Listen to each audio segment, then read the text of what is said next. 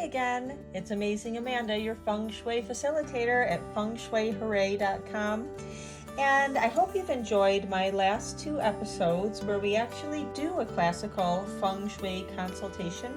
But I wanted to slow down for a minute to actually show you what my process is. There's a lot of different ways that people do Feng Shui. There's the Black Hat sect, which was started in the 70s, and it's got a lot of roots in Tibetan folklore, religion, etc., paired with traditional Feng Shui for the palaces. Like, it does still have 9 areas, like a 9-area grid, but they're based on life areas and not the true directions of the home. Then there's the Feng Shui that people do that's more like Chinese astrology, and that kind of intertwines itself as well into the Flying Star Feng Shui that I do. And classical Feng Shui is based on the Wu Jing. That's these 5 elements here and how they work together. This is used in Chinese medicine, acupuncture, martial arts, and Feng Shui is a form of physiognomy. That also means form reading. So there are also people, and I do it too, that will look at a home's face to see what the face actually looks like. Face reading is under the category of physiognomy too, the same category that Feng Shui falls under. So what I do first is I collect information from the questionnaire that I do have on my website. And then when I start looking at the home, I go to Google Maps, I see what is around the home. I look at landforms, I look at mountains, I look to see if there's any not so great landforms around, or maybe excellent, maybe bodies of water. And then I'll know where they are and where they're placed in relation to the home when I take the compass direction to see if they fall into a favorable or beneficial area and are activating it, or maybe an area that isn't so favorable or beneficial and activating it as well, and what I can do to mediate that. So usually in Feng Shui, there's 3 basic things that people are looking for, which is harmony or relationships, that's love or partnerships, or just harmonizing relationships within the home or in business, financial, which is wealth, and health and wellness. Then there's the whole subsector of things that might be happening in Feng Shui and why you would call in a practitioner. Are there affairs happening? Is there bad luck happening? Is there bankruptcy or legal issues? Or are you just chasing your tails or getting nowhere? Some people even use Feng Shui practitioners for fertility issues. The list goes on. And there is a dramatic list of maladies, situations that people have been using Feng Shui to increase their luck and decrease their bad luck for thousands of years. Okay, so I always know where the Grand Duke, the 3 killing, and the 5 yellow are for the year. And I advise my clients to keep those areas quiet. If they do have to do some construction, we do look at the Great Sun formula to find out when these areas aren't so active and you can get in and do some construction without upsetting things.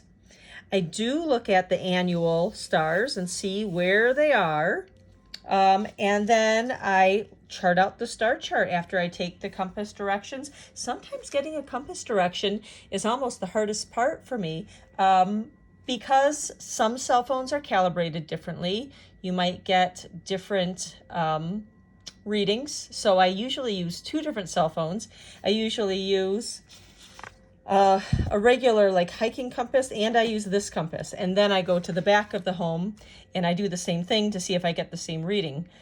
Internet can throw a compass reading off.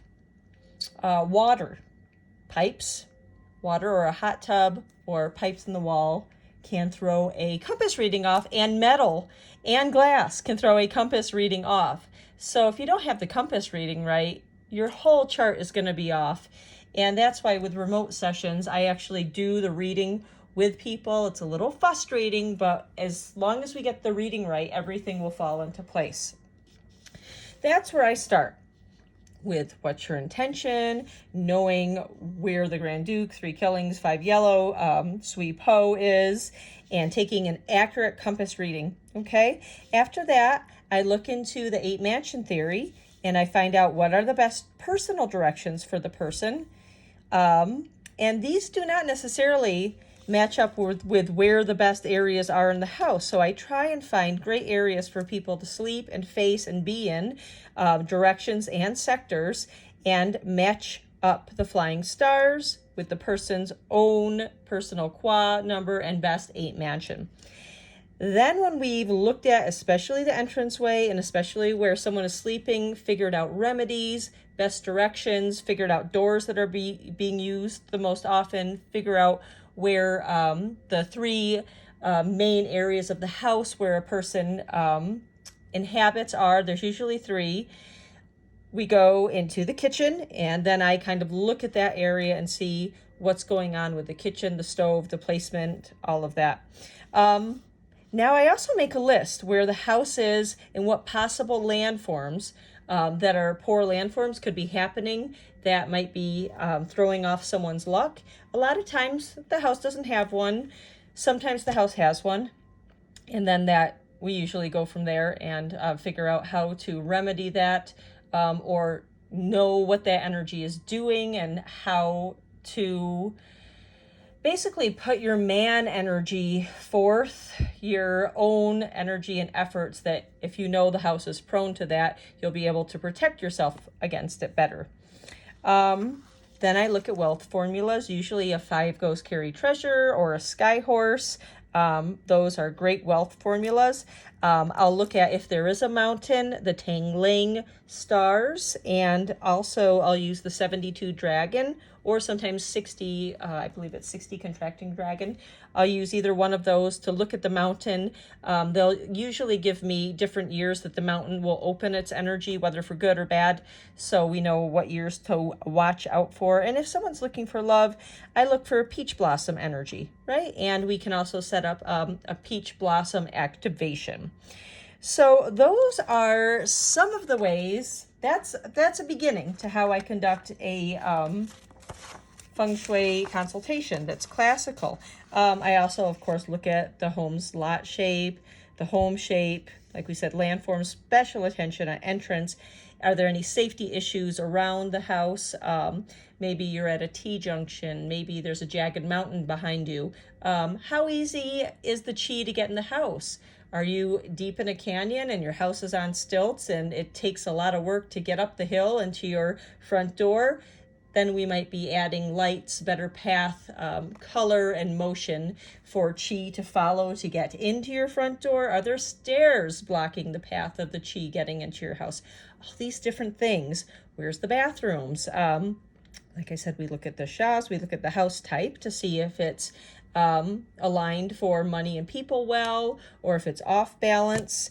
And yeah, we went over the kitchen and the construction. Right, so those are the basics that I use when going into a Feng Shui consultation. And of course, after interviewing the individual to see what kind of things have been happening in their lives when they moved into the house and what they would really like to get out of Feng Shui and where they would like their luck to be enhanced. So there's a snapshot of how a classical Feng Shui practitioner works. There's more to it, but those are the basics. And from there we can come up with a number of remedies to, I always say this, we mitigate the bad, and then we find out what's good, we activate it,